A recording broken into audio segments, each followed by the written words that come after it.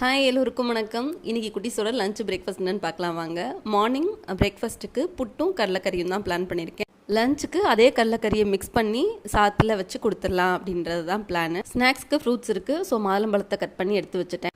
இப்போது நைட்டு நான் சோக் பண்ணி வச்சுருந்த சன்னாவை எடுத்து வேக வச்சிடலான்னு சொல்லிட்டு குக்கரில் ஆட் பண்ணிட்டேன். 2 டைம் வாஷ் பண்ணிவிட்டு ஆட் பண்ணிக்கிட்டேன்.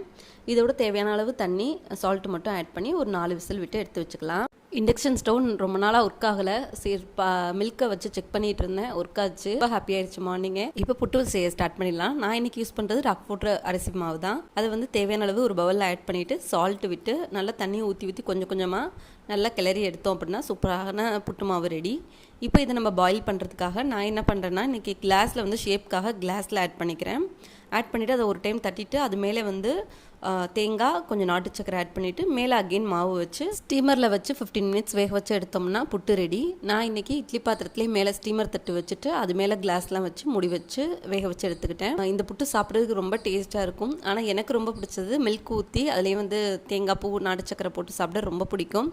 யாருக்கெல்லாம் அந்த மாதிரி ஸ்டைலில் பிடிக்கும்னு கமெண்ட் செக்ஷனில் சொல்லுங்கள்.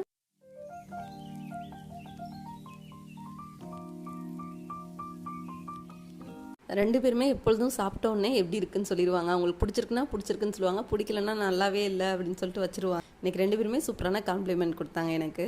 நம்ம பார்த்து சமைக்கும் போது, அதை பாராட்டும் போது நம்மளுக்கு சொல்ல வார்த்தையே இல்லை. அவங்களுக்காக தான் செய்கிறோம். அதை ரசித்து சாப்பிடும் போது நம்மளுக்கும் என்ஜாய்ஃபுல்லாக இருக்கும். நான் எப்படி சன்னா மசாலா பண்ணேன்னு சொல்லிட்டு உங்கள் கூட ஷேர் பண்ணுறேன். ஒரு அடிகனமான பேன் எடுத்துக்கோங்க. அதில் எண்ணெய் விட்டு பட்டை, கிராம்பு, நட்சத்திரப்பூ அதை ஆட் பண்ணி சோம்பு கொஞ்சம் ஆட் பண்ணிக்கிறேன். அது பொரிஞ்சதும் சின்ன வெங்காயம் ஒரு 15 கட் பண்ணி வச்சுருந்தேன் சின்னதாக, அதையும் ஆட் பண்ணி நல்லா வதக்கிக்கிறேன். அதுக்கப்புறம் தக்காளி, கருவேப்பிலை எல்லாத்தையும் வதக்கிட்டு மிளகாய்த்தூள் 1 ஸ்பூன், மல்லித்தூள் 1 spoon, chana masala 1 spoon add பண்ணிக்கிட்டேன்.